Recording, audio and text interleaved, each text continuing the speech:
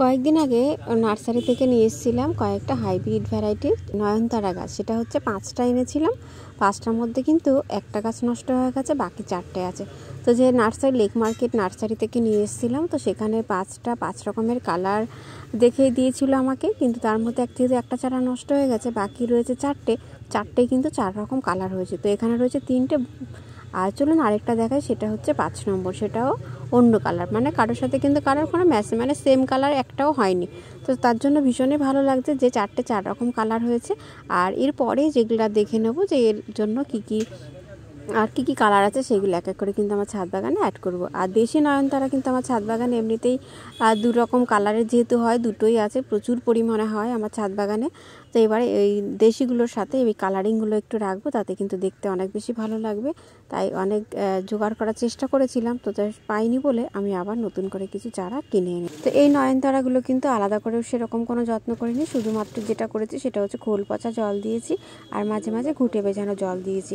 তো যেহেতু হাইব্রিড ভ্যারাইটির নয়নতারা, এটাতে কিন্তু সবজির খোসা পচানো জল কিন্তু আমি একদম ব্যবহার করিনি, কারণ আমার ছাদ বাগানে যেহেতু নতুন এই গাছ, আর এই গাছগুলো কিন্তু একটু সেন্সিটিভ হয়, কারণ বাঁচিয়ে রাখা খুব মুশকিল হয়। সেই জন্য কোনো রকম অন্য খাবার আর খুব একটা দিচ্ছি না, শুধু ঘুঁটে ভেজানো জল আর সর্ষের খোল পচানো জল দিচ্ছি।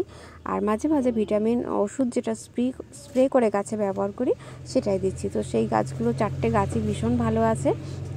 আর এরপরে দেখি গাছগুলো যত দিন যাবে তত কিন্তু এই গাছগুলো কীরকম যত্ন করতে হবে, কেমন জায়গায় রাখতে হবে, সেই সমস্ত কিছু নিয়ে কিন্তু বিস্তারিত ভিডিও আপনাদের সঙ্গে পরে শেয়ার করব। তো এবারে হচ্ছে আমার ছাদ বাগানে যে হলিহকের যে টাওয়ারটা এবছর রেডি করছি, সেই টাওয়ারে আজকে না একটা নতুন রঙের ফুল ফুটেছে। তো সেই নতুন রঙটা কী রঙ, সেই রঙটাই আজকে আপনাদেরকে দেখাবো। আর এখনও বেশ কয়েকটা কিন্তু ফুল ফোটা বাকি আছে। তো চলুন এবারে চলে যাই আমার সেই টাওয়ারের কাছে। তো টাওয়ারটা রেখেছি হচ্ছে চিলেকোঠার উপরে সিঁড়ির ঠিক সামনেটায় রেখেছি। এই জায়গাটায় কিন্তু প্রচুর রোদটা পড়ে না, হালকা রোদ পড়ে। তো তাতে কিন্তু ফুলগুলোও যেমন ভালো থাকবে, আর যেহেতু গাছটা অনেকটাই লম্বা হয়ে গেছে, তাতে কি হবে, ছাদের একটা সাইডে হয়ে গেল, তো তাতে কিন্তু অন্যরকম অসুবিধা হবে না। তো দেখুন এইটা হচ্ছে একটু লাইট কালার, দেখতে কিন্তু ভীষণ ভালো লাগছে। আর গাছে কিন্তু এখন আস্তে আস্তে অনেক বেশি পরিমাণে কিন্তু ফুল ফুটতে শুরু করেছে। আর এত বড় গাছ হয়েছে, আর যেহেতু টাওয়ারটাও অনেকটা উঁচু, দেখতে কিন্তু ভীষণ ভালো লাগছে। সিঁড়ির পাশে যেহেতু রেখেছি, আর এই একটা সাইডে পিটুনিয়ার গাছগুলো যেহেতু সাজিয়ে দিয়েছি, দেখতে কিন্তু ভীষণই ভালো লাগছে। তো এখানে যে লাইট পিঙ্ক যেটা ফুলটা ফুটেছে, সেটা কিন্তু আস্তে আস্তে পরিমাণটা বাড়তে শুরু করেছে।